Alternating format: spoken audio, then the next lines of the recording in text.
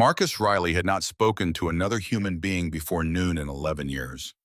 That was a choice, not a personality flaw.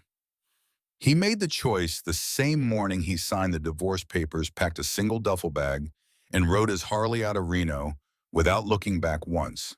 11 years of mornings that belonged only to him. Coffee engine grease silence. But Friday nights were different.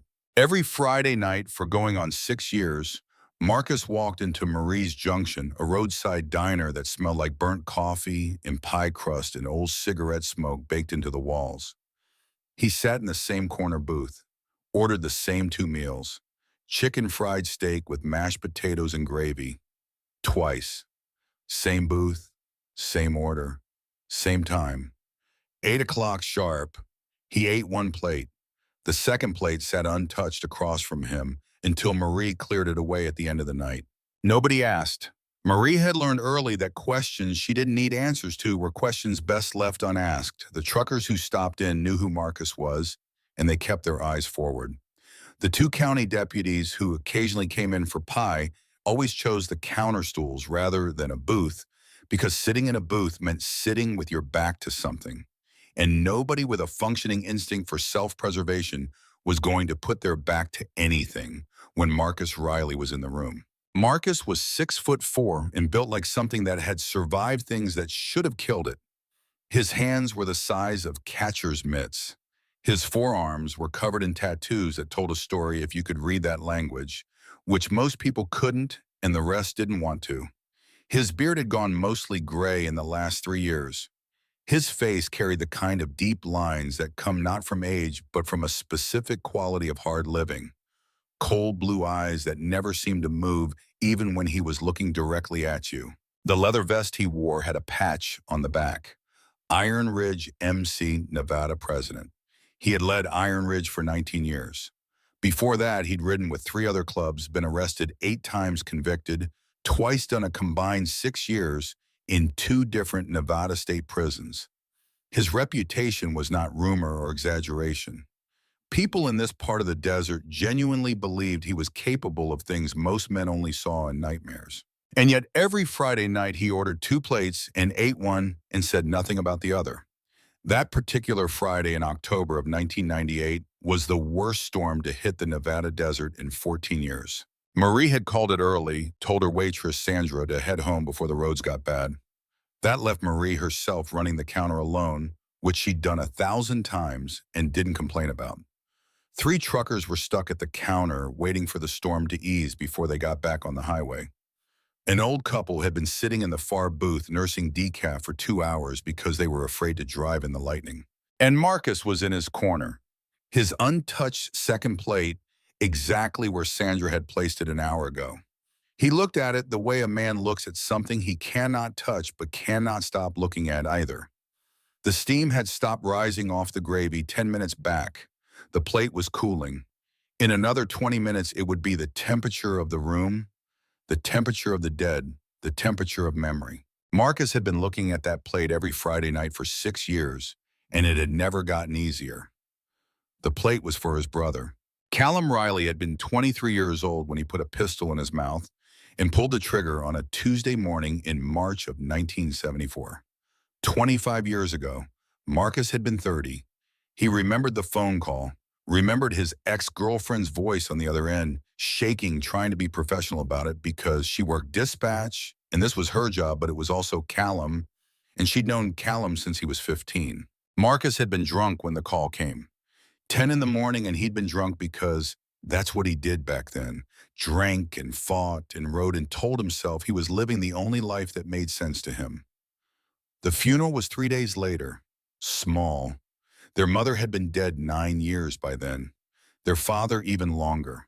It was Marcus and a handful of people who'd known Callum from the garage where he'd worked, and one girl Callum had been seeing who cried the entire time. And Iris, Marcus's daughter, 5 years old, too young to understand what a funeral was, but old enough to know something was wrong to feel the weight of it pressing down on everyone in the room. Marcus had stood at the grave and looked at the casket and thought about the last time he had spoken to Callum. Thought about the phone call that had come 4 days before Callum died. Callum's voice on the line, quiet, careful, the way people sound when they're trying very hard not to sound like they're falling apart. Marcus, I need you.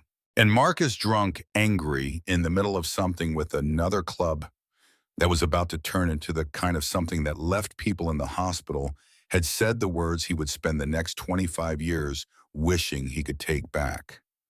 You're a grown man, Callum. Handle it yourself. 3 days later, Callum was dead. The note he left was 4 words long. Tell Marcus I waited. Marcus had not cried at the funeral, had not cried in the weeks after, had not cried when Iris asked him where Uncle Callum went, and Marcus had to explain that Uncle Callum wasn't coming back. But 6 years ago, sitting in this same booth on a Friday night, after a day that had gone wrong in ways he couldn't fix, Marcus had ordered 2 meals without thinking about it. One for him, one for Callum. And when the second meal came, Marcus had looked at it and felt something shift in his chest. Something that had been locked tight for 19 years, cracking just enough to let a little bit of the guilt out. He'd been ordering 2 meals every Friday since. It wasn't forgiveness, it wasn't closure, it was penance. It was the only language Marcus knew for sorry. He lifted his coffee cup, drank slow. The diner was quiet around him. Rain hammered the windows. The jukebox was playing something old and country low enough that you had to listen for it to hear it at all. Marie was wiping down the counter. The old couple in the far booth had finally paid and shuffled out into the storm. The truckers were on their second round of pie waiting. Marcus set his coffee down and looked at the empty seat across from him.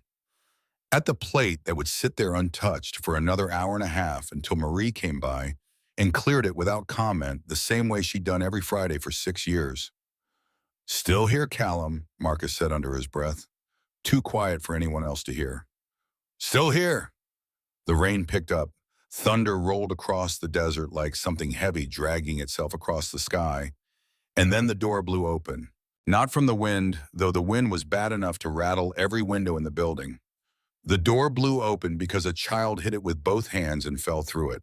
A boy, thin, maybe 11 years old, soaked to the bone. His shoes were held together with what looked like electrical tape. Behind him came a smaller figure. A little girl, maybe 7, wearing a rain poncho, 2 sizes too big, and nothing on her feet but socks that had turned gray from the road. She was holding onto the back of the boy's shirt and with both fists, the way a person grabs something when they are absolutely certain that letting go means dying. The boy caught himself on the door frame and looked up. The diner was small. There was nowhere to look that wasn't someone. The truckers at the counter, Marie, Marcus. Marie was already moving toward them. Lord have mercy, babies, get in here. We're not begging, the boy said immediately. His voice was steadier than it had any right to be. He said it like he'd been accused of it before, like he'd practiced saying it. We're not begging for anything. We just need to get out of the rain. Marie stopped. She looked at him for a moment with the kind of look a woman who'd raised 4 kids and buried 1 husband gives a child who's been taught to apologize for existing. Honey, she said, I didn't say you were. The boy's jaw tightened. He pulled his sister inside and let the door shut behind them. They stood on the linoleum and water pooled around their feet. The little girl buried her face against her brother's arm and wouldn't look up. Can we sit anywhere? The boy asked. Sit wherever you like, sweetheart. Let me get you something warm. We don't have money for food. I didn't ask you about money. That stopped him. He looked at Marie for a long moment, calculating something. Then he looked around the diner. His eyes moved across the truckers, across the empty booths, and then they landed on Marcus and stayed there. Marcus was watching him the way he watched everything. Steady, flat, giving nothing away.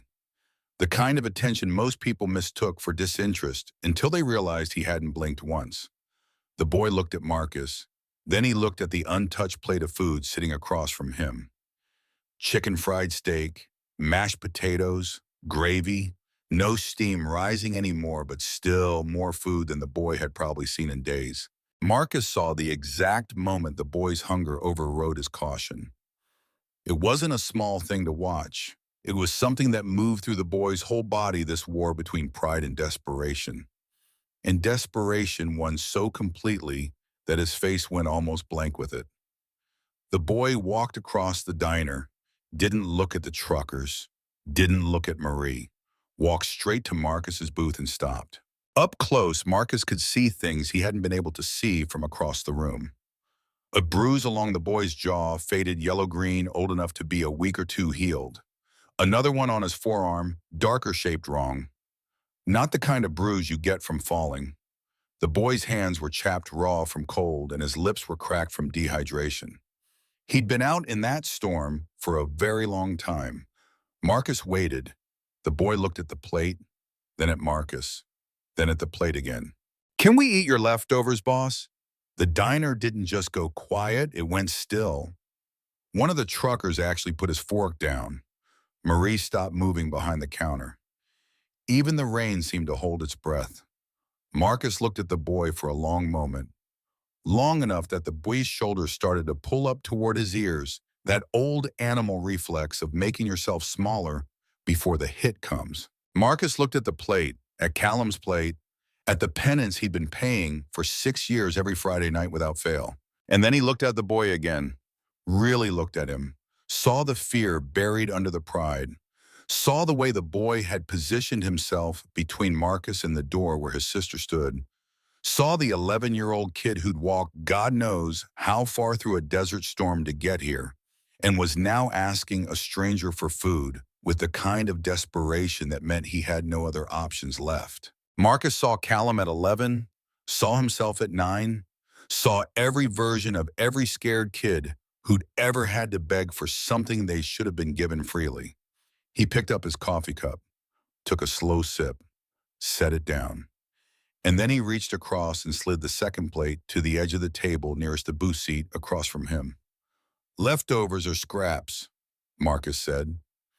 His voice was low and rough like gravel in a coffee can. "Sit down and eat like human beings." The boy didn't move for a full 3 seconds. Then he turned back to his sister and said, "Ren, come on," the little girl. Ren crossed the diner still holding her brother's shirt. She climbed into the booth beside him. And then the two of them looked at the plate between them with an expression Marcus recognized from a place he hadn't visited in a very long time. They were so hungry that the sight of food had made them afraid. He knew that feeling, knew exactly what it was. It was the feeling of someone who'd learned that good things appearing suddenly usually meant something worse was about to follow. It was the learned fear of relief. "Eat," Marcus said. Not unkindly, just plain. The boy picked up a fork. They ate. Marie appeared at the table with 2 glasses of milk and a look on her face that she aimed at Marcus. Soft, complicated, something between gratitude and grief. Marcus ignored it. He drank his coffee and looked out the window at the storm and let the kids eat without staring at them. But he was paying attention. He noticed that the boy he'd find out later, his name was Cole, cut the steak into pieces before pushing half toward his sister without even thinking about it. Automatic gesture. He'd been feeding her first for a long time. He noticed that Ren ate with one hand and kept the other tucked in Cole's sleeve the entire time like an anchor. He noticed that Cole positioned himself so he was between Ren and the door. He noticed the bruise on Ren's forearm too when she pulled up her wet sleeve to reach across the plate. Same wrong shape as Cole's. Marcus set his coffee down. "Where are you from?" he asked. Cole looked up, measured the question. "East of here," he said. "How far east?" A pause. "Far enough." Marcus nodded once. Didn't push. He picked up his coffee and looked out the window again. But somewhere in his chest, something that had been sitting very still for a very long time had started to move. Marie brought a second plate without being asked. Another chicken fried steak paid for from the register, which meant paid for from Marie's own pocket. She set it between them. Cole looked up at her. "We told you we don't have." "And I told you I didn't ask," Marie said. She put her hand briefly on top of his head the way a grandmother does. Cole went completely rigid. Then Marie walked back to the counter. Marcus watched Cole's reaction. The boy had flinched, just slightly, but enough. When Marie's hand had come toward his head, his whole body had prepared for impact. Marcus put his own mug down on the table with a careful, deliberate slowness. "Hey," he said. Cole looked at him. "How long were you walking?" Silence.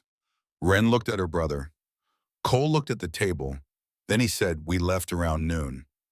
Marcus did the math. It was nearly 9. 9 hours in a desert storm. "It wasn't raining when we left," Cole added. Like that made it better. "Where were you headed?" Another pause, longer this time. Cole's fingers found his fork and he turned it over once, twice. "There's a shelter in Millerton," he said finally. "Someone told our mom about it. Millerton's 40 miles west." "I know." "You were going to walk 40 miles. "I know how far it is." Marcus looked at him for a long moment. "You got somewhere to sleep tonight." Cole's jaw set. "We'll figure it out." "That's not what I asked." The boy met his eyes and held them. And Marcus had the sudden, distinct impression that this child had learned very early how to look at dangerous men without showing fear. Not because he wasn't afraid, but because showing fear had taught him things got worse. "We're fine," Cole said. Marcus said nothing for a moment. Rain beat against the windows. The truckers had gone back to their food. Marie was wiping something down that didn't need wiping. "What's your mother's name?" Marcus asked. Something flickered across Cole's face. Fast. Gone. "Why?" he said. "Because you mentioned her." "Lydia," Cole said after a beat. "Where is Lydia right now?" Cole looked down at his plate. He cut a small piece of steak and put it in front of Ren. She ate it. "She told us to go," he said finally. "She said to get to Millerton and find the shelter and tell them her name, and she'd come when she could." "When she could," Marcus repeated. "Yes, sir." Sir. Marcus couldn't remember the last time a child had called him sir. He wasn't sure any child ever had. "Why couldn't she come with you?" Cole was quiet for a long time. Long enough that the truckers had finished their pie and left money on the counter and headed out into the storm. Long enough that Marie had turned down the lights to their late-night dim. Then Cole said, "Because if she tried to leave with us, he would have stopped her." Marcus felt his ribs constrict like something inside had suddenly taken up more space. "He," Marcus said. "Yes, sir." "Who is he?" Cole set down his fork. He looked at Marcus with eyes that were too old for his face. Not the old eyes of a child who'd seen too much. The old eyes of a child who'd processed too much and learned to carry it quietly. "His name is Derek Voss," Cole said. The name landed in the booth between them like something dropped from a height. Marcus's face didn't change. He was good at that, had spent decades training his face to do what he wanted it to do. But underneath that surface calm, something cold moved through him. He knew that name, not personally, but in the way that every person in this county who had ears and spent any time near the county seat knew that name. Derek Voss was one of those presences that moved at the edges of things. Not quite visible, never quite catchable. He ran distribution for a meth operation that covered 4 counties. His protection came from 2 sources: the money he paid to certain deputies in the sheriff's office, and the simple fact that people who might have testified against him had a way of deciding they didn't want to. Marcus had never had business with Voss. Their worlds had overlapped at the margins, but Marcus had kept it that way deliberately. You didn't have to like someone to recognize they were protected by things you didn't want to go to war with. But looking at this boy across a diner booth with his taped-together shoes and his split lip and his little sister, who wouldn't let go of his sleeve, Marcus felt something shift in his thinking that he hadn't expected. "How long?" Marcus asked. Cole understood the question. 3 years, he said, "since he moved in." "And your mother, has she tried to get out before?" Cole looked away. Out the window, the rain hammered against the glass. 3 times, he said. Marcus waited. First time she called the police. Deputy Haskell came. He and Derek went out on the porch and talked for about 10 minutes. Then Haskell left, and Derek came back inside. Cole paused. She didn't call the police after that. Marcus's hand tightened around his coffee mug. Second time, Cole continued. She packed a bag while he was out. He came back before she got to the car. She was in the hospital for 4 days. The boy's voice didn't waver. He said it like someone reading a fact from a textbook, because that was the only way you could say something like that without falling apart in front of a stranger. She told us she had slipped in the kitchen. And the third time, Marcus asked. Cole was quiet. Cole. The third time was last year. She got all the way to her sister's house in Henderson. He turned back from the window. Derek has people. They showed up at her sister's house. Didn't touch anyone, just stood outside for 2 days. Her sister has kids, 2 little girls. He paused. Mom came back. Marcus set down his coffee mug. He breathed slowly through his nose.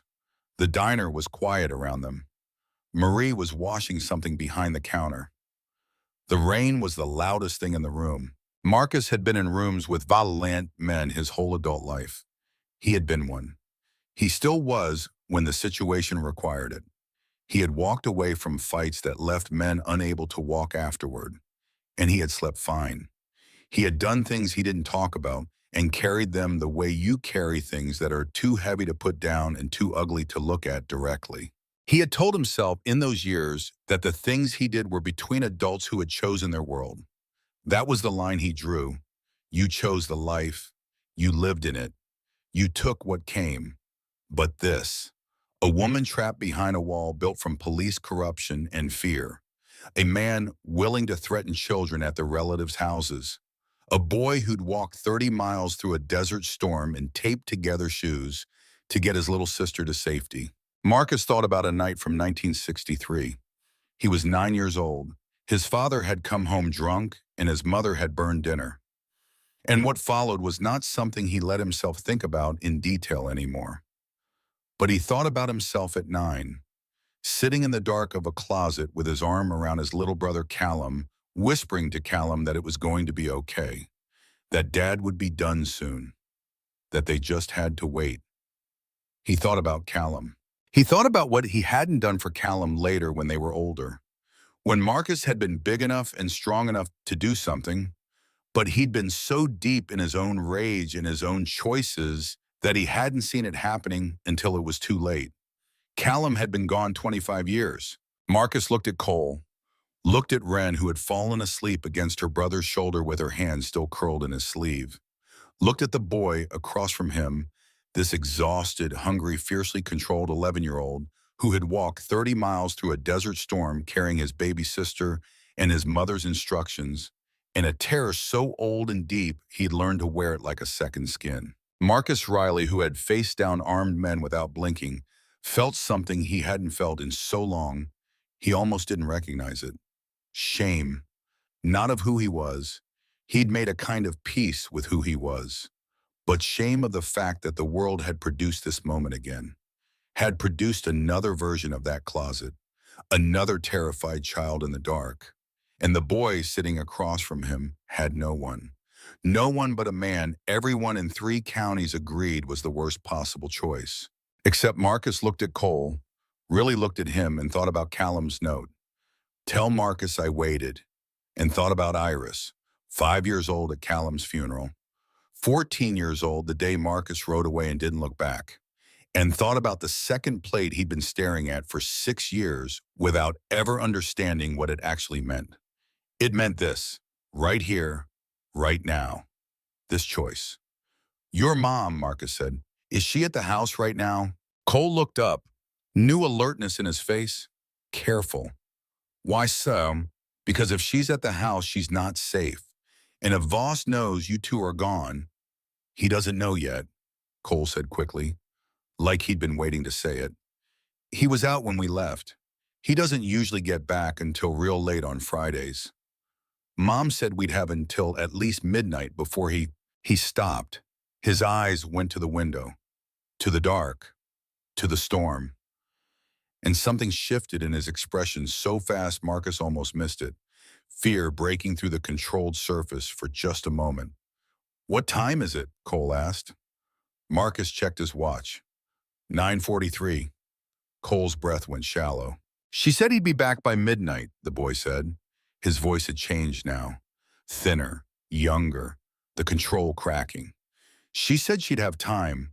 She said she was going to go to her friend Donna's house and then figure out how to get to Millerton. She said, Cole, Marcus said.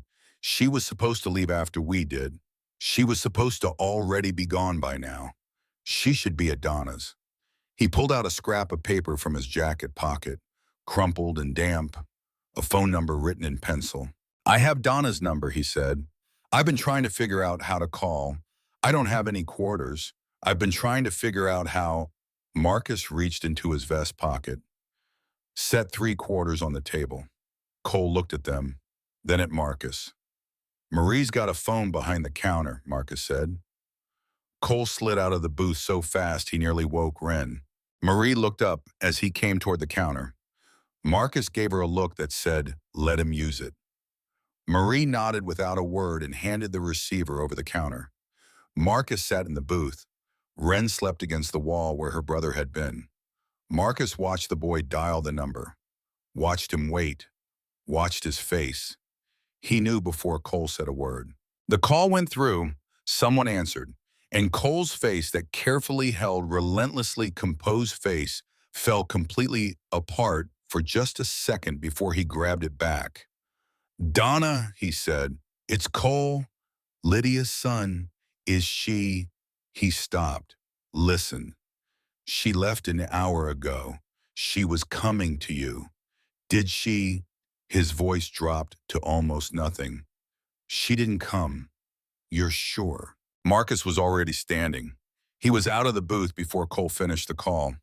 He stopped at the counter and pulled 2 20s from his wallet and put them down in front of Marie without explaining. Those kids sleep here tonight, he said. Lock the door. Don't open it for anyone you don't know. Marie looked at the money, then at him. Marcus locked the door. He turned to Cole. The boy had hung up the phone and was standing there with his hands still on the receiver, looking at Marcus with something in his face that was past fear and into a place where fear stops being useful. Is there anyone else who knows where your mother was staying? Marcus asked. Anything she said about Voss's schedule, where he keeps things, who he runs with. Cole shook his head, then stopped. There's a man named Garrett, he said slowly. Garrett works for Derek. Mom said Garrett was the only one who ever looked like he might actually feel bad about things. She called him soft once. She said he swallowed. She said he only does what he does because Derek has something on him. She said Garrett has a daughter. Marcus filed that away. He looked down at the boy. You did the right thing, Marcus said. Getting Wren out. That was the right call. I left my mom there. Your mom told you to go. You respected what she told you. He put on his jacket. Now I'm going to go finish what she started. You stay here with your sister. Don't open that door. Eat Marie's pie. She makes good pie. You don't even know where we live, Cole said. Marcus looked at him. 30 miles east, Marcus said. What road? Cole told him. Marcus walked out into the storm. The rain was apocalyptic. Marcus got on his Harley and it felt like riding into a wall of water. He didn't care. He had the address fixed in his head and the route mapped, and his hands were steady on the handlebars. And that cold thing that had woken up in his chest while sitting across from that boy had fully come alive now and sharpened itself into something he recognized. Purpose. He pulled out his phone at the first light, called Tommy, his sergeant-at-arms. Tommy picked up on the second ring. Boss, I need you to pull Garrett and Tomas and meet me at the desert crossroads on 31 South in 20 minutes. A pause. Tonight in this 20 minutes, Tommy. Another pause. Tommy knew Marcus's voice, knew when a thing was serious and when it was beyond serious and when it was the particular kind of serious where asking questions was not the right response. 20 minutes, Tommy said. Marcus hung up and rode into the storm. He thought about Callum. He thought about the closet. He thought about that second plate of food sitting in the diner booth every Friday night for 6 years. And he thought about a woman named Lydia who had sent her children into a desert storm because she loved them enough to let them go and then had tried to follow them into safety and hadn't arrived. Somewhere between Millerton and Marie's Junction, something had gone wrong. Marcus intended to find out what, and God helped the man responsible. The rain hadn't let up by the time Marcus hit the desert crossroads. He pulled off the highway and sat on his idling Harley watching headlights cut through the dark. Tommy arrived first, then Tomas 40 seconds behind him, then Garrett coming in hot from the south with water spraying off both tires. 3 men, good men in the way that men like them could be good. Loyal, hard, capable of things that didn't get discussed in polite company. Tommy pulled up beside him and killed his engine. He was a compact, scarred man of 51 with a shaved head and a scar that ran from his left ear to his chin. He'd been with Marcus since the early days. He read the situation on Marcus's face and said nothing, which was the correct response. "Derek Voss," Marcus said. Thomas cursed under his breath. Garrett just stared. "I know," Marcus said. "Listen to me. A woman named Lydia was supposed to leave his house tonight and get to her friend's place, east of Millerton. She didn't arrive. Her 2 kids are at Marie's diner waiting on her. The boy says Voss won't be back until midnight." He checked his watch. 10:19. "Which means we have maybe 40 minutes before he comes home and finds out she's gone. If she's still in that house, we need her out before that happens." Tommy said, "Marcus, Voss has got Haskell and 2 other deputies on his payroll. You know that." "I know that. If we roll up on his property and anything goes sideways, I know what it means, Tommy. Do you?" Tommy was quiet. "Because this isn't our fight," Tommy continued. "This isn't club business. This is a domestic situation involving a man who has 3 law enforcement officers covering his back. And if we—" "2 kids," Marcus said. He turned and looked at Tommy. "2 kids walked 30 miles through that storm tonight. The boy's 11, the girl's 7. They've been living under that man's roof for 3 years." Tommy went quiet. "The girl flinches when someone raises their voice," Marcus added. Tommy's jaw worked. "I'm going," Marcus said. "With or without you. All 3 of you can go home. I mean that. This isn't a club order. You don't owe me this one." Nobody moved. Nobody started their engines. Garrett said, "What's the address?" The house was a quarter mile off the county road down a dirt track that the rain had turned into a mud river. Marcus killed his headlight 200 yards out and went the rest of the way by feel. He'd spent enough years in the dark to know how. The others followed. He heard it before he saw it. Not what he'd expected. He'd expected silence. The particular silence of an empty house in a storm. What he heard instead was a voice, a man's voice, low and controlled in the way that is worse than shouting, because it means the person doing the talking has done this enough times they don't even need to raise their voice anymore. Marcus stopped. Voss was already back. He was 40 minutes early. Marcus turned to Tommy and held up one finger. "Wait." He went forward alone. The front door was not fully closed. It had been left open maybe 4 inches, either in a hurry or because someone had come through it fast enough not to catch it. Marcus stopped just outside and listened. "Told you this was going to happen," Voss was saying. "I told you the first time and the second time, and now here we are, Lydia. Here we are again. Where did you think you were going to go?" A woman's voice. Low. Trembling but trying not to be. "I just went to the store, Derek. I told you that." The store. A pause. "In a storm. At 9 o'clock. With a bag packed." "I wasn't—" "I saw the bag, Lydia." Silence. "Where are the kids?" Marcus's hand found the door frame. "They're at the neighbors," Lydia said. "I told them to go to the Garcias because of the storm." "You're lying." "Derek, you are lying to me." His voice dropped another register. "And the only reason I can think of that you'd send the kids away tonight is because you were planning to do something stupid. So I'm going to ask you one more time. Where are my kids?" Marcus pushed the door open and walked in. Voss was not what Marcus had pictured. He was average height, average build, early 40s, with a forgettable face that had the particular quality of someone who understood exactly how useful it was to be forgettable. He didn't look like a monster. That was the thing about men like him. They almost never did. Lydia was against the far wall. She was a small woman with dark hair and a split lip that was fresh. It hadn't been there an hour ago. She was wearing a jacket, which meant she'd been trying to leave. The bag Voss had mentioned was on the floor near the door, open clothes spilling out of it. Voss turned. He looked at Marcus. He looked at the patch on Marcus's vest. He looked at the open door and the shapes of Tommy and Thomas and Garrett standing in the dark behind it. For exactly 3 seconds, he did the calculation. Then he said very calmly, "You're trespassing." "That's probably true," Marcus said. "You need to get off my property. I need the woman and her bag and whatever paperwork she's got in this house. Birth certificates, social security cards, anything with her name on it. She's got about 4 minutes to get it together, and then we're leaving." Voss's face rearranged itself into something almost pleasant. It was chilling the way he did it, like flipping a switch. "You have no idea what you're walking into," he said. "Do you understand that you're—" He paused. "Marcus Riley, I know who you are. I know your operation. And I am telling you, man to man, this is not something you want to be involved in. This is a private family matter, and you have just broken about 6 laws coming in here. And I have very good friends in the sheriff's department who—" "Haskell," Marcus said. Voss paused. "Haskell and Deputy Reyes, and if I had to guess, I'd say the third one is either Cho or Polson.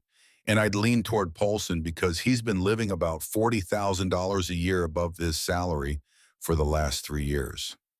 Marcus watched Voss's face. "You want to call them? Call them, but while we're waiting for them to drive out here in this storm, Lydia is going to be packing that bag." "Lydia isn't going anywhere." "Lydia," Marcus said her name without looking away from Voss. "Start with the documents. Anything official? You know where they are?" A small sound then. "Yes." "Go get them." Voss moved. Marcus moved faster. He had 6 inches and 60 pounds on Voss, and he used both. He didn't hit him. That would have been clean, almost generous. Instead, he put himself between Voss and the direction Lydia had gone, and he stood there and he looked down at Voss from 6'4" of absolute certainty, and he said, "Don't." Voss looked up at him. The pleasant mask had slipped now. Underneath it was something colder and more honest. "You think you're the first man who's tried to be the hero in this story," Voss said. "You think you're the first one she's called. Her sister tried. Her sister's husband tried. You know what happened to them?" He said it without raising his voice. That was what made it land. "I don't need to touch you. I've got people who handle this kind of situation. You ride away tonight, maybe nothing happens. But if you take her out of this house—" "Then what?" Marcus said. Voss smiled. It was the kind of smile that has nothing warm in it whatsoever. "Then you'll find out," he said. Lydia came back with a manila envelope clutched to her chest, her eyes moving between Marcus and Voss like someone tracking a fuse to see where it ends. She had more bruises than the one on her lip. Marcus could see the shape of an old saw along her collarbone. The way she held her right arm slightly away from her body told him that shoulder had been hurt recently. 3 years, Cole had said. 3 years of this. "I have everything," she said. Her voice was steadier than Marcus expected. A certain kind of woman gets steadier as things get worse. Not because she's fearless, because fear has been her constant companion for so long, it's simply become the atmosphere she lives in. "Good," Marcus said. He picked up her bag from the floor. "Let's go." "She's not," Voss started. "She is," Marcus said, and he turned to fully face Voss.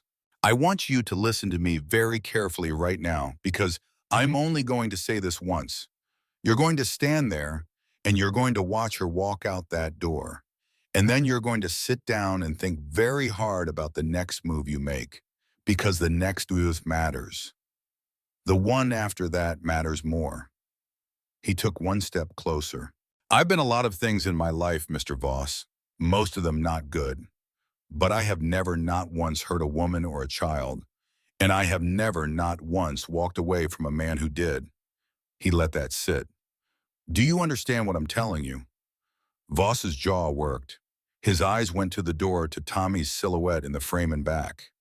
"You just made a very serious mistake," he said. "Probably," Marcus said. "I've made a lot of them. This one I can live with." He turned to Lydia. "Walk." She walked. Tommy had a truck, an old F-250 he kept for exactly the kind of situations where a motorcycle was not the right tool. Tomas drove it. Lydia was in the cab with the heater running and the manila envelope on her lap, and both hands pressed flat against her thighs like she was holding herself together by will alone. Marcus rode alongside. The rain was thinning at last. His phone rang at 10:51. He didn't recognize the number. He answered. "Mr. Riley."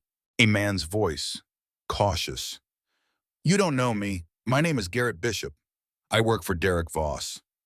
Marcus said nothing. "I know what happened tonight," Garrett said. "I know you took Lydia out. I'm not calling to threaten you. I'm calling because—" A pause, the sound of him deciding something. "Because I have been wanting someone to do exactly what you did for about 8 months, and I didn't have the guts to do it myself." Marcus pulled slightly ahead of the truck. "What do you want, Garrett? Derek's already made 2 phone calls. One to Haskell, one to a man named Briggs. Briggs is not law enforcement. He handles things Derek doesn't want associated with his name." "Where are they going?" "I don't know yet, but Derek knows Lydia has kids. He knows they weren't at the neighbors. He's going to figure out that you have all 3 of them somewhere, and when he does—" Garrett stopped. "Mr. Riley, I have a daughter. She's 8 years old. I've done things for this man that I can't undo, but I am not going to be the person who lets him put his hands on children to get back at someone who did the right thing." "Then help me," Marcus said. "I'm trying." Another pause. "I have a USB drive. There's financial records on it, payment logs, phone records, names of every deputy on his payroll and the amounts and the dates." He paused. Marcus could hear him breathing. "But there's something else you need to know," Garrett continued. "Lydia isn't the first. Derek's done this before, twice before." Marcus's hand tightened on the handlebars. "There was a woman in Sparks 3 years before Lydia," Garrett said.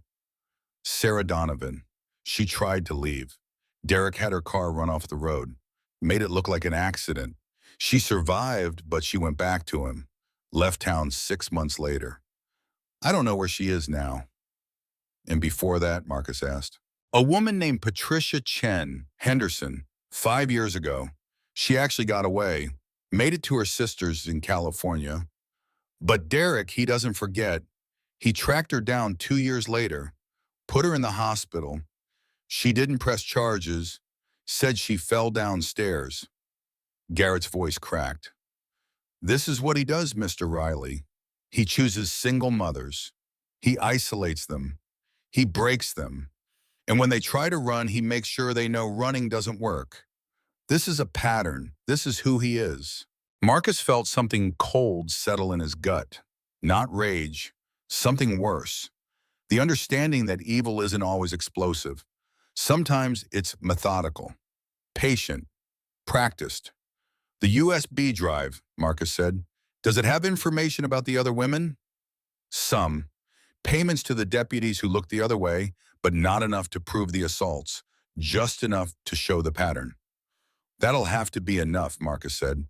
"There's enough on that drive to put Derek away and take down half the county sheriff's department with him." Marcus let that land. "Why haven't you used it before now?" "Because I didn't know who to trust with it, and because I was afraid." His voice broke slightly on the last word, not dramatically, just a crack the way old plaster cracks from pressure applied over too long a time. "I'm still afraid," Garrett said, "but I'm more afraid of what I'm becoming." "Where are you right now?" "Derek's property. I'm leaving now. I have the drive with me." "Meet me at Marie's Junction Diner, 20 minutes. A pause. "Will it be safe?" Marcus thought about Marie's locked door and two children sleeping inside and everything that rested on the answer to that question. I'll make sure he said. Marie opened the back door. When Marcus knocked 3 times, their signal worked out on the phone before he'd ridden back. She had the lights low and the closed sign in the window. Cole was awake at the corner booth, sitting exactly where Marcus had left him, with Wren curled up against him, still sleeping. He had Marie's coffee mug in front of him, half full gone cold, and he'd been staring at the door. When Lydia walked through it, Cole made a sound that Marcus wasn't sure he'd ever heard from a human being before. It wasn't a word. It was the sound of something snapping back into place after being bent so long it should have broken. He was out of the booth before his mother had taken 2 steps. Marie turned away and pretended to wash something that didn't need washing. Marcus moved to the counter and looked at the wall and gave them the 30 seconds that were not his to witness. He heard Cole say "Mom" in a voice that was nothing like the controlled, careful voice he'd used all night. He heard Lydia say something low and fierce in Spanish, something full of a love that had no translation in any language. Wren woke up when her mother touched her face, and the sound she made, a single "mama," in a voice still blurred with sleep, went through Marcus like a blade. He turned around and looked at them, and the weight he'd been carrying had changed shape. Not the cold thing from before, something else, warmer, older, something he hadn't had access to in so many years he didn't immediately know what to call it. He thought of Iris, 29 now, somewhere in Portland, living a life he knew nothing about because he had burned his way out of it before she'd had the chance to truly know him. He thought about the last time he had seen her. She'd been 14, standing in a driveway, watching him ride away. He had told himself she was better off.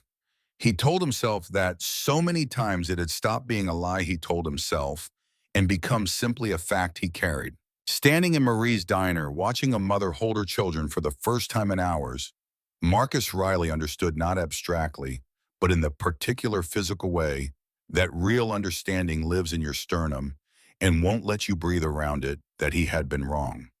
That there was no version of Better Off that had an 11-year-old boy walking 30 miles through a desert storm. That there was no version of Better Off that meant growing up without a father. He didn't say any of this. He wasn't built for saying things like that. He just stood at the counter and waited. Garrett Bishop arrived 17 minutes later.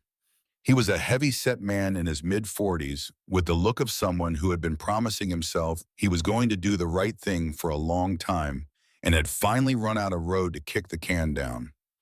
He stood just inside the door and looked at Lydia and her children, and something in his face collapsed quietly. "I'm sorry," he said, not to Marcus, to her. "I'm so sorry. I knew what he was doing for 3 years and I—" "Don't," Lydia said, not unkindly, just final, like a door being closed gently but firmly. "Just fix it." Garrett put the USB drive on the counter. Marcus picked it up, turned it over in his fingers. Small, thumb-sized. Enough on it, Garrett had said, to take down half the county sheriff's department. "Who do we give this to?" Marcus asked. "Not local law," Garrett said. "Haskell has people in the county DA's office too. It needs to go state or federal. There's a detective, state CID, named as Harmon. I've had his number for 6 months. I got it from a public defender who told me if I ever wanted to talk, Harmon was the one to call." He reached into his jacket and pulled out a card, slightly bent, worn at the edges, the way something gets when it's been taken out and looked at many times. "I never called," Garrett said. "I couldn't make myself." He set the card on the counter next to Marcus's hand. "I'm ready to testify to everything. My name, my account, dates, amounts, all of it. I'll lose everything, my car, my house, whatever protection being close to Derek gave me." His voice didn't shake. "But my daughter is 8 years old, and when she's old enough to ask me what kind of man I was, I need to have an answer." Cole was watching Garrett from the booth. The boy had his arm around his mother, and he was listening with that old-eyed attention Marcus had noticed earlier, absorbing, cataloging, processing all of it. When Garrett finished speaking, Cole looked at Marcus. Is it enough? Cole asked. That drive. Is it enough to actually stop him? Marcus looked at Garrett. Garrett said, if Harmon is who the public defender said he is, yes. Yes, it should be enough. Should be, Cole said. Yes, Marcus said. It should be. What if it isn't? The question hung in the air of that diner. This 11-year-old asking the question every person in the room had been turning over in their head without saying aloud. What if the evidence wasn't enough? What if Voss's reach went further than Garrett knew? What if this, like everything else Lydia had tried, ran into a wall? Marcus looked at the boy. Then we find another way, he said. You've done enough already, Lydia said quietly. You don't have to. I know I don't have to, Marcus said. He didn't explain further. He wasn't sure he could have if he'd wanted to. He called the number on Harmon's card at 11:38. He expected voicemail. He got a human being on the second ring. Wide awake and alert in the way of someone accustomed to calls that come at inconvenient hours. Harmon. My name is Marcus Riley. I'm going to assume that name means something to you even if we've never spoken. A pause. I know who you are, Mr. Riley. Then you know I'm not someone who calls state CID for fun. I have a USB drive with financial records, payment logs, and communication records documenting 3 years of payments from a man named Derek Voss to 3 deputies in the county sheriff's office and at least 1 individual in the county DA's office. I also have a witness who was inside Voss's operation and is willing to testify. And I have a woman and 2 children who are not safe until Voss is in custody. Another pause. Longer. Marcus could hear Harmon breathing and the particular quality of that silence. The stillness of someone who has been waiting for a specific phone call and is now deciding whether this is actually it. Where are you right now? Harmon said. Marcus told him, don't move. Don't let anyone leave. I'm 4 hours out, but I'll have a deputy I trust there in 90 minutes. He paused. Mr. Riley, is everyone safe? Marcus looked at the booth where Lydia was sitting with her children. Cole had his head against his mother's shoulder and his eyes were finally closing. Wren was already deeply asleep again, her breathing slow and even. Marie had put a plate of pie in front of all of them and covered the sleeping kids with a coat from the back. Garrett sat across from them, his hands around a coffee cup, looking like a man who had set down something very heavy after carrying it for a very long time. For right now, Marcus said. That'll have to be enough, Harmon said. 90 minutes. Marcus hung up. He sat down on a counter stool and looked at Marie, who was leaning against the back counter with her arms crossed, watching him with an expression he couldn't fully read. You eat anything tonight, she said. No. She turned around and started the grill without another word. Marcus put his phone on the counter. He looked at the USB drive. He looked at the business card. He looked at the booth where a woman and her children were finally, for the first time in 3 years, in a place where no one was going to hurt them tonight. His phone lit up. Unknown number. He picked it up. No one spoke for a moment. Then a voice he recognized. Smooth, unhurried, with a particular quality of controlled anger that sounds almost like calm. I want you to know something, Derek Voss said. I don't lose. Marcus said nothing. Whatever you think you've done tonight, it's not done. It's not even close to done. I have people, Mr. Riley. I have people in places you haven't thought about yet. And Lydia and those kids, they can run wherever they want. They can hide behind whoever they want. A pause. I will find them. And when I do, I want you to remember that you could have walked away. Marcus looked at Marie's back, at the booth, at Cole's sleeping face.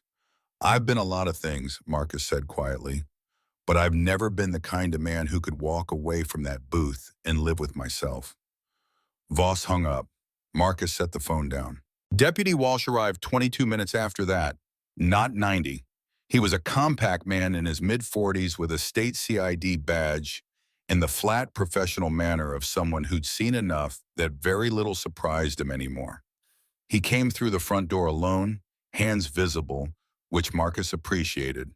He sat at the counter. He looked around the diner. He looked at Lydia and the children in the booth, at Garrett, at Marie. He took it all in without comment. Detective Harmon sends his regards, Walsh said. He reached into his jacket and produced a padded evidence envelope. USB drive goes in here. Chain of custody starts now. He looked at Garrett. Direct. You're the witness. Yes, Garrett said.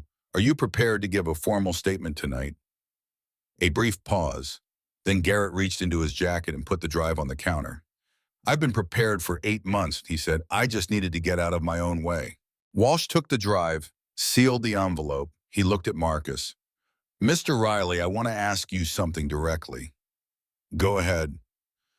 You drove onto Derek Voss's property tonight without a warrant, without authorization, and removed a person from a private residence. Marcus looked at him. I did. The woman came voluntarily. You can ask her. Walsh turned to Lydia. She met his eyes without flinching. He asked me if I wanted to leave, she said. I said yes. I walked out on my own. Walsh nodded once. He didn't say anything else about it. The next 4 months moved the way consequential things move when the machinery of justice is finally working the way it was designed to. Slowly, deliberately, and with a weight that builds rather than diminishes. Voss was denied bail at his federal arraignment. Harmon reported that to Marcus in a brief phone call that contained exactly those words and nothing more. Marcus said thank you and hung up and went back to the engine he was working on. Deputy Haskell and 2 others from the county sheriff's office were suspended pending investigation. Haskell's lawyer released a statement. Nobody believed it. The county DA's office underwent an independent review. The individual Garrett had named in his testimony resigned the week the review was announced. Each of these things reached Marcus the way most things reached him, through the radio in the garage, through Marie mentioning something she'd heard, through Tommy reading something on his phone and saying, Boss, you hear about this. Marcus heard about it. He nodded, he went back to whatever he was doing. But 4 months and 2 weeks after that October night, Marcus's phone rang with the number he didn't recognize. Mr. Riley, this is Detective Carla Hayes from the State Attorney General's office. You spoke with Detective Walsh. I've been briefed. I need you to understand something. A pause. The kind of pause that precedes information that changes things. Derek Voss made a call at 11:42 the night you brought Lydia in, to an attorney named Patterson in Las Vegas. Patterson is very good and very expensive, and he was at the county seat within hours. But more importantly, Voss had a tip. Someone in the county DA's office called him 3 hours before our warrant was executed. He left his property before we arrived. We've been looking for him for 4 months. Marcus sat very still in his garage phone pressed to his ear. He's out there, Hayes said, and he's looking for them. Marcus stood from the workbench. Oil on his hands, the weight of 4 months thinking it was over, suddenly lifting to reveal it had never stopped at all. Where's Lydia? He asked. Safe house. Walsh has her and the kids in a secure location. But Voss has people, and he's been patient. Marcus's jaw tightened. What do you need from me? Stay ready, Hayes said. We're close. We've tracked him to 3 different locations in the last week. It's only a matter of time. Time. Marcus thought about Cole, about Wren, about Lydia, who tried to run 3 times before and failed, and was now waiting again, still not safe, still not free. How much time? Marcus asked. Days, Hayes said. Maybe less. She hung up. Marcus stood in his garage and felt the cold thing that had quieted over 4 months wake back up. Sharper than before. Voss was out there, hunting. And Marcus Riley was not a man who waited well. For 4 months, Marcus had been waiting. Waiting for Hayes to call. Waiting for Walsh to report progress. Waiting while Voss stayed hidden and Lydia stayed afraid. But waiting wasn't finding. So 3 weeks ago, Marcus stopped waiting, started tracking, used every connection Iron Ridge had built over 19 years. Tommy ran down a lead in Sparks. Garrett, who'd entered witness protection with his daughter, but still had Marcus's number, called with information about a storage unit Voss kept under a false name. Thomas spotted a truck matching the description outside a motel in Winnemucca. Each piece of information brought Marcus closer. Each day that passed was another day Lydia and her kids spent looking over their shoulders. Marcus found him on a Tuesday morning in late February in a warehouse outside of Elko that had been abandoned for 5 years and was now being used for exactly the kind of business that required privacy and distance from anything resembling civilization. Marcus didn't bring the club. He went alone, rode his Harley through high desert country under a sky so blue it hurt to look at, parked half a mile out and walked the rest. The warehouse was gray concrete and rust. Two vehicles outside. One was Voss's truck. The other Marcus didn't recognize. He heard voices inside. Voss and someone else, talking about routes, about shipments, about getting back to normal operations once the heat died down. Marcus pushed the door open and walked in. Voss turned. So did the other man, younger maybe 30, with the kind of reflexive tension that comes from spending too much time expecting trouble. "You," Voss said, not surprised, like he'd been waiting for this. The younger man reached for something at his waistband. Marcus moved faster than a man his size should be able to move, had the man's wrist in his hand and the man's face against the concrete wall before the gun cleared leather. The weapon clattered to the floor. The man went down after it and stayed there. Marcus turned to Voss. 4 months, Marcus said. "You've been running 4 months. "Not running," Voss said, regrouping. He was thinner than he'd been in October. Looked older. The kind of aging that comes from stress and lack of sleep, and the slow realization that the protection you'd relied on your entire adult life has evaporated. "You think this is over," Voss continued. "You think because Haskell's suspended and the DA's office is under review that I'm finished. I think you're a man who beat a woman for 3 years and threatened her children," Marcus said. "And I think the only reason you're not in federal custody right now is because someone tipped you off, but that someone is gone and you're out of friends." "I always have friends." "Not anymore." Voss's jaw worked. His eyes went to the door, to the fallen man, back to Marcus. "What do you want?" Voss asked. "I want you to understand something," Marcus said. "That woman and those kids you spent 3 years terrorizing, they're not yours to touch anymore. They're under protection, real protection. And if you go anywhere near them, if you even think about going near them, you won't have to worry about federal custody." He took a step forward. "You'll have to worry about me." Voss laughed. It was a short, bitter sound. "Big man, big talk. You think you scare me. I've dealt with men like you my whole life. You're not special. You're just another thug in a leather vest who thinks violence solves problems." Marcus felt the familiar rage coil tight behind his sternum. Something old and familiar.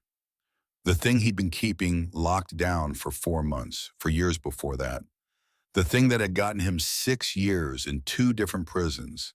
The thing that had cost him his marriage and his daughter and very nearly his life on more than one occasion. Rage. Not the hot kind that burns out fast. The cold kind that calculates. That knows exactly where to hit and how hard and what happens after. "You're right," Marcus said quietly. "I am just another thug. I've hurt people, put them in the hospital. Worse than the hospital sometimes. And I've slept fine after. You want to know why?" He closed the distance between them. "Because they were men like you, men who thought they could do whatever they wanted to whoever they wanted, and the world would just let them." Voss's back hit the wall. "So here's what's going to happen," Marcus said. "You're going to stand here, and I'm going to call Deputy Walsh, and you're going to go into custody, and you're going to spend the next 30 years in federal prison thinking about every time you put your hands on that woman. Every time you made those kids flinch, every choice that brought you to this room." "And if I don't," Voss said. Marcus looked at him, really looked at him, saw a man who'd spent his entire adult life getting away with things, who'd built a life on fear and corruption and the belief that consequences were for other people. And Marcus felt his hands start to curl into fists, felt the weight of every punch he'd ever thrown, every man he'd put down, Every time he had chosen violence because it was faster than patience and more satisfying than restraint. He thought about Callum, about the kind of man Marcus had been when Callum called asking for help. Drunk, angry, violent, too deep in his own darkness to see that his brother was drowning. He thought about Iris, 14 years old, watching her father choose rage over everything else. He thought about Cole, 11 years old, learning from Marcus what it meant to choose revenge or choose a future. You can't have both. Marcus's hands uncurled. He stepped back. If you don't, Marcus said, then I become you, and I'm not doing that. Not for you, not for anyone. He pulled out his phone, called Walsh. I've got him. Marcus said when Walsh answered. Warehouse outside Elko. I'm sending you the location. Is he secure? He will be. Marcus hung up. He looked at Voss. Sit down, he said. Voss sat. And Marcus stood there and waited. 43 minutes until Walsh arrived with two other state officers. 43 minutes of Voss testing him, talking, threatening, trying to find the crack in Marcus's resolve. Marcus said nothing, just stood there, hands at his sides, breathing steady, keeping the monster in its cage. When Walsh walked through that door and saw Marcus standing calm and Voss unharmed and sitting against the wall, nothing shifted in the deputy's expression. Respect, maybe, or recognition. The acknowledgement of a harder thing done than the easy thing that Marcus could have chosen. Mr. Riley, Walsh said. Deputy? Walsh cuffed Voss, read him his rights, loaded him into the back of the state vehicle. Before he left, Walsh turned to Marcus. You did good, he said. Marcus nodded once. He didn't feel good. He felt tired. Felt like a man who'd been holding his breath for 4 months and could finally exhale, but wasn't sure what came after. He rode back to Nevada through country that looked the same as when he'd ridden out, but felt different somehow. Like something had shifted that he couldn't see but could sense in the quality of the air and the light. Marcus called Walsh from the road 2 days later, asked him to tell Lydia that Voss was in custody. Real custody this time. No tips. No escapes. You want me to tell her anything else? Walsh asked. Tell her she's safe, Marcus said. Tell her kids are safe. Tell her it's over. Walsh was quiet for a moment. You should tell her yourself. She doesn't need to hear from me. She needs to hear from someone with a badge. Marcus, just tell her Walsh. He hung up. 2 days later, his phone rang. Unknown number. He almost didn't answer. Mr. Riley. A woman's voice. Lydia. Yeah. Deputy Walsh told me. About Derek. About the arrest. Good. Silence. Then, Cole wants to come see you, to say thank you. I told him he shouldn't bother you, but he insists. Marcus looked around his garage, at the tools, at the work. He's not a bother, Marcus said. Tell him he's welcome anytime. Another pause. Thank you for everything. I don't have words. You don't need words, Marcus said. You're safe. That's all that matters. She hung up, and Marcus went back to work. 2 weeks after Voss was taken into custody, Cole showed up at Marcus's garage. He came alone. No Lydia, no Wren, just the boy on a bicycle that was too small for him, leaning it against the outside wall, and walking into the bay where Marcus was working on a transmission. Marcus looked up, oil on his hands, surprise on his face for just a second before he controlled it. Cole, he said, Mr. Riley. Marcus is fine. The boy nodded, stood there. Marcus set down his tools and turned around and gave Cole his full attention. You need something? Marcus asked. I wanted to say thank you, Cole said, for what you did, all of it. You didn't have to. I know. So why did you? The question hung between them. Direct and honest in the way only children can be direct and honest. No social nicety, no hedging, just a genuine desire to understand why a stranger had risked everything for people he'd never met. Marcus wiped his hands on a rag, looked at the boy, thought about all the answers he could give, all the ways he could deflect or minimize or turn it into something easier than what it actually was. But Cole deserved this truth, had earned it by walking 30 miles through a storm and sitting in that booth and watching his mother finally breathe free for the first time in 3 years. You reminded me of someone, Marcus said. Cole waited. My brother, Marcus said. Callum. He gestured to a workbench. Sit down. This is going to take a minute. Cole sat. Marcus leaned against the bench opposite. For a long moment, he didn't say anything, just stood there organizing 30 years of guilt into something he could speak out loud. Callum was 7 years younger than me, Marcus started. We grew up in a house where our father drank too much and our mother couldn't protect us from him. You understand what I'm saying? Cole nodded. He understood. When I was 9 and Callum was 5, there was a night, a bad night. Dad came home drunk. Mom had burned dinner. And what happened after that, we ended up in a closet, me and Callum, in the dark, listening to Dad beat Mom in the kitchen. Marcus's voice stayed steady, but something in his eyes wasn't. I told Callum it was going to be okay, that Dad would stop, that we just had to wait it out. And Callum believed me. He was 5 years old, and he believed every word I said because I was his big brother, and that's what big brothers do. They protect you. Cole was very still. Our mom died 2 years later, Marcus continued. Internal injuries from that night that never healed right. And our dad drank himself to death 4 years after that. So by the time I was 15, it was just me and Callum, and I tried. I really did. But I was 15 and angry, and I didn't know how to be anything except what Dad had taught me, which was that the world was violent, and you survived by being more violent than everything trying to hurt you. He paused. I joined a motorcycle club when I was 17, started fighting, started drinking, started living the kind of life where you don't think past next week because next week might not come. And Callum, he went a different direction. Got a job at a garage, stayed quiet, tried to be normal.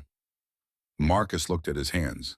But he was carrying something, the stuff from when we were kids, the stuff I'd told him we'd deal with together someday, that we'd make Dad pay for. Except I never did anything about it because Dad was already dead, and I was too busy being angry at everything else. Callum called me one day in March of 1974, Marcus said. I was 30, he was 23. I was drunk. 10 in the morning, and I was drunk because that's what I did back then. In Callum's voice on the phone, it was quiet, careful, the way people sound when they're trying very hard not to sound like they're falling apart. Marcus's throat tightened. He said, Marcus, I need you. And I was in the middle of something with another club, something stupid and violent and completely unnecessary. And I told him he was a grown man and he needed to handle his own problems. The garage was completely silent. 3 days later, Callum shot himself, Marcus said. His voice cracked for the first time, put a pistol in his mouth and pulled the trigger, and the note he left was 4 words long. He looked at Cole. Tell Marcus I waited. Cole's eyes were wet. He waited, Marcus said. He waited for me to come, waited for me to help him, and I told him to handle it himself, because I was drunk and angry and so deep in my own darkness that I couldn't see that my brother was drowning. Marcus's hands were shaking now. 30 years of holding this, and it was finally coming out, and he couldn't stop it. I failed him, Marcus said. I failed my brother. And then I had a daughter, Iris, and I failed her too, because I couldn't stop being angry, couldn't stop being violent, couldn't stop choosing everything except the people who needed me. And when Iris was 14, my ex-wife Iris's mother told me to leave and not come back, told me I was poison.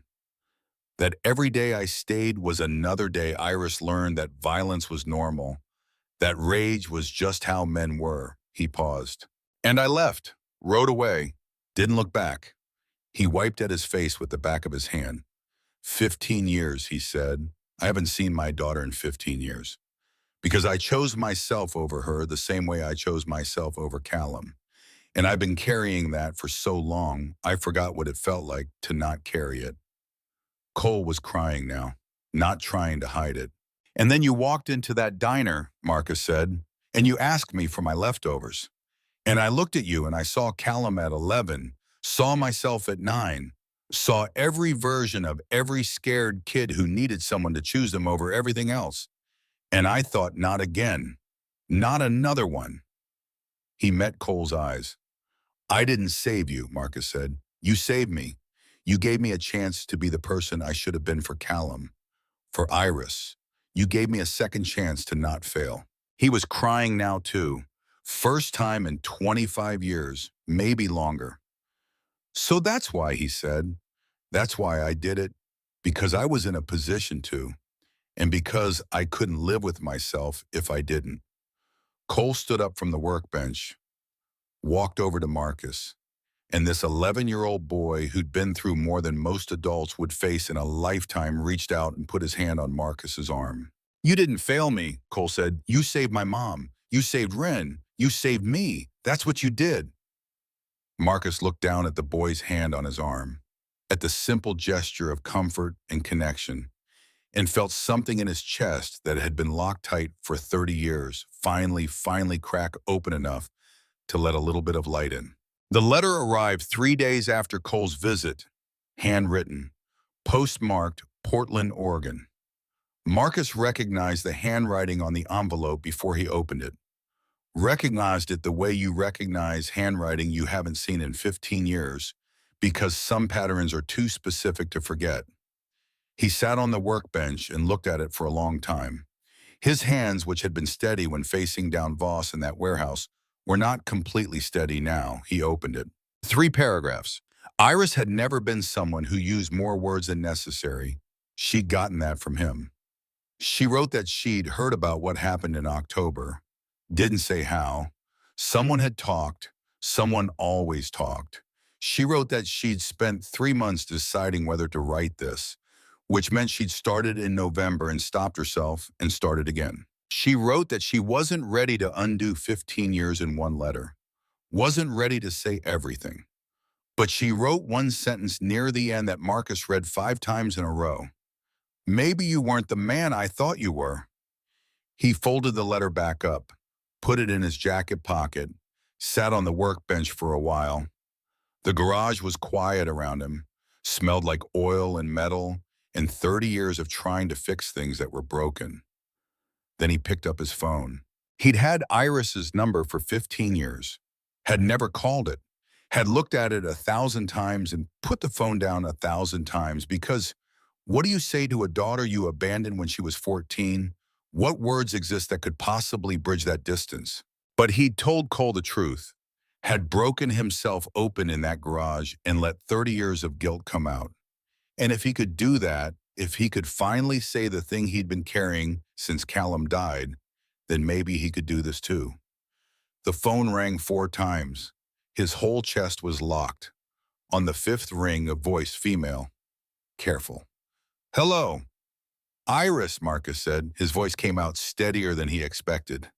It's Dad. Silence. Not hostile. Not warm. Just the silence of a person absorbing something they'd been both dreading and waiting for. I know, she said finally. I got your letter. I know. Marcus closed his eyes. I'm not going to try to explain 15 years on a phone call, he said. I'm not that stupid. But I wanted to call. I should have called a long time ago. I know that. More silence. He heard her breathing, heard traffic in the background, heard his own heartbeat.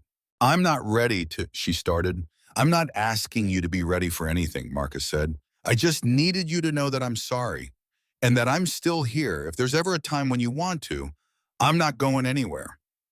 The silence stretched long enough that he thought she might have hung up. Then Iris said, you left. 2 words, but they carried 15 years of waiting and wondering and trying to understand why a father would choose a motorcycle over his daughter. I did, Marcus said, and that's on me. All of it. I was angry and broken, and I thought you'd be better off without me. I was wrong about all of it, but especially that. He heard her breathing change. heard something that might have been a sob or might have been a breath caught wrong. I can't just, she said, I can't just pretend those 15 years didn't happen. I'm not asking you to. Then what are you asking? Marcus looked around his garage, at the tools, at the engines, at the life he'd built out of the wreckage of the life he'd destroyed. Nothing, he said. I'm not asking for anything. I just wanted you to know I'm sorry, and I'm proud of you. And if you ever decide you want to talk, I'll answer. Every time. Iris was quiet for a long moment. Goodbye, Dad, she said. The line went dead. Marcus sat there with the phone in his hand, felt the weight of that goodbye, the finality of it, the door closing on whatever small hope he'd let himself carry. He set the phone down, stood up, went back to the engine he'd been working on. Oil and metal and things that could be fixed if you knew where to look and had the patience to do it right. 2 hours later, his phone buzzed. Text message. Unknown number that resolved after a second to Iris's name. Maybe someday, but not today. Marcus stared at the message. Read it 3 times. 4. Maybe someday. Not yes, not now, but not never either. He typed back. Just one word. Okay. 6 months and 2 days after Marcus had walked into Marie's Junction and ordered 2 meals and watched 2 soaking wet kids fall through the door, he walked into Marie's Junction and ordered 2 meals. It was a Friday, 8 o'clock sharp. The rain from October was long gone, replaced by high desert summer heat that made the air shimmer over the asphalt. Marcus rode in on his Harley, parked in the same spot, walked through the same door. Marie looked up from behind the counter and smiled. Marcus, Marie, your booth's open. He sat, same corner, same view of the door. Marie brought coffee without being asked. He ordered the same thing he had ordered every Friday for 6 years. Chicken fried steak with mashed potatoes and gravy? Twice. When the meals came, Marcus looked at the second plate, at the seat across from him that had been empty for 6 years, except for the ghost of his brother and the weight of his failure. He thought about Callum, about the note, about 30 years of eating dinner with guilt and calling it penance. He thought about Cole, about the garage conversation, about the way the boy's hand had felt on his arm and the words he'd said. You didn't fail me. He thought about Iris, about the text message he had read 100 times. Maybe someday. He thought about the choice he'd made in that warehouse, the choice to not become the monster, the choice to let Voss live and go to prison and face justice instead of violence. He thought about second chances, about what they cost and what they're worth, and whether a man could spend the second half of his life becoming something different than what he'd been in the first. Marcus picked up his fork, ate his meal. The diner was quiet around him, a few truckers at the counter, an old couple in a far booth. Friday night in a Nevada desert town where nothing ever seemed to change except everything had. At 8:47, the door opened. Marcus looked up. Old habit, always watching the door. Cole walked in, alone. No Lydia, no Ren, just the boy bigger than he'd been in October, wearing clothes that fit and shoes that weren't held together with tape. He saw Marcus and walked over. Marcus, he said. Cole. The boy looked at the booth, at the empty seat, at the second plate of food. Marie said you were here every Friday, Cole said. Same time, same booth. 6 years now. Cole looked at the empty seat again, then at Marcus. Can I sit? He asked. Marcus looked at him, looked at the seat that had been Callum's for so long, he'd forgotten what it looked like to have someone real sitting there. Looked at the second plate, at 30 years of penance and guilt in the belief that some failures were too big to ever make right. And he thought about what Cole had said in the garage. You saved me. And he thought about what that meant. Not erasing the past, not bringing Callum back, not undoing the 15 years Iris had spent without a father, but doing this, right here, right now, choosing to let someone sit in the seat he'd been saving for a ghost. Yeah, Marcus said, His voice was rough. Sit down. Cole slid into the booth. Marcus reached across and pushed the second plate toward him. Eat, he said. Cole looked at the plate, at Marcus, something understanding passing between them that didn't need words. The boy picked up his fork. And for the first time in 6 years, a second plate wasn't for someone who was gone. It was for someone who was here. They ate in silence for a few minutes. Comfortable. The kind of quiet that happens between people who've been through something together and don't need to fill every space with words. Marie came by with more coffee, looked at the booth, at Marcus and Cole, at the second plate being eaten for the first time since she'd been clearing it away untouched every Friday. She didn't say anything, just filled the cups and walked away. But Marcus saw the smile at the corner of her mouth. How's your mom? Marcus asked. Good, Cole said. She got a job, office work. It's an hour drive, but she says she doesn't mind. Says an hour in her own car is better than 3 years in someone else's house. Marcus nodded. And Ren? Growing, talking more. She told her teacher you were her favorite person. Yeah. Teacher asked why. Ren said because you're scary, but not actually scary. Marcus almost smiled. They ate some more.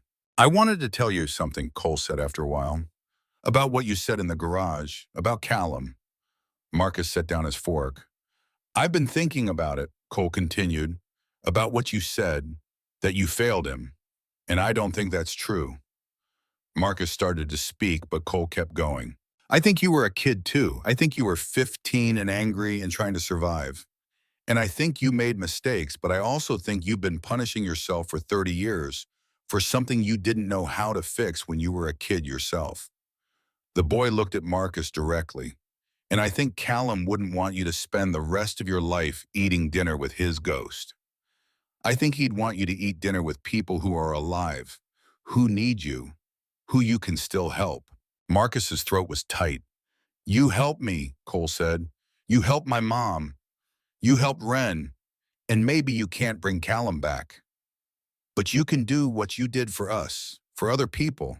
And maybe that's enough. Marcus looked at this 11-year-old boy who'd somehow become wiser than men 3 times his age, who'd walk through fire and come out the other side still believing that people could be good, that second chances were real, that forgiveness was possible. Thank you, Marcus said, his voice barely above a whisper. Cole nodded, went back to his food. Marcus's phone buzzed. He looked at it. Text from a number he had saved 6 months ago and looked at every day since. Iris, Dad, I'm in Reno next month for work. Coffee. Marcus stared at the message. Read it twice, 3 times. His hand started shaking and he set the phone down on the table so Cole wouldn't see. He picked it back up, typed slowly. Yes, Friday night, 8 p.m. Marie's Junction Diner on Route 14. I want you to meet someone. He sent it before he could second guess. Watched the screen, waited. 3 dots appeared, disappeared, appeared again. Then a message. Who? Marcus looked across the booth at Cole, at the boy who'd given him a second chance without even knowing it. Who'd walked into his life soaking wet and desperate, and somehow saved a man who'd spent 30 years believing he was beyond saving. He typed, a kid who saved my life, sent it, waited. Iris's response came back 30 seconds later. Okay, I'll be there. Marcus set the phone down, looked at Cole, who was watching him with those old eyes that had seen too much but somehow still held hope. That was my daughter, Marcus said. The one you haven't seen in 15 years. Yeah. She's coming. She's coming. Cole smiled, real and genuine and full of the kind of simple happiness that comes from seeing someone you care about get something they've been waiting for. They finished eating. Marie brought pie. They ate that too. And when they were done, when the plates were empty and the coffee was cold, Cole stood up to go. Same time next week, he asked. Marcus looked at the booth, at the seat across from him, at the place that had been saved for Callum for 6 years and was now somehow saved for something else. Someone else. For whoever needed it. Yeah, Marcus said. Same time next week. Cole left. Marcus sat there a few more minutes. Marie came over. You want me to clear that? She asked, pointing at the second plate, empty now, for the first time since she could remember. Yeah, Marcus said, but bring it back next week. 2 meals, 8 o'clock. For you and Cole. For me and whoever needs it. Marie understood. She always did. Marcus paid, left his usual tip, walked out into the Nevada night. The desert stretched out in every direction, vast and indifferent and ancient. The same desert that had swallowed 30 miles of a boy's courage 6 months ago. The same desert that held the road to Portland and the road to everywhere else. He got on his Harley, sat there for a moment, engine idling, looking back at the diner through the window, at his empty booth, at the life he'd built out of wreckage and guilt and 30 years of trying to make right what he'd done wrong. He thought about Callum, about the note, about the waiting, and he thought about Cole's words in the garage. Maybe that's enough. Maybe it was. Maybe redemption wasn't erasing the past. Maybe it was living long enough and trying hard enough to do better, to be better, to become the kind of man who could look a scared kid in the eye and choose to help instead of walk away. Marcus Riley had been a lot of things in 54 years, most of them not good. But tonight, sitting on his Harley outside Marie's Junction, he thought maybe he was becoming something different. Not a hero, he'd never be that. But maybe a man who understood that second chances weren't about deserving them. They were about what you did with them when they came. He put the bike in gear, rode into the dark. And for the first time in 30 years, the second plate wasn't waiting for him at home. It was waiting at Marie's. For Cole next week. For Iris next month. For whoever walked through that door and needed someone to slide a plate across and say the words that mattered. Sit down and eat like a human being. Some people spend their whole lives waiting for someone to say exactly that. And the ones who finally hear it never forget who said it, and neither does the man who finally learned how to say it.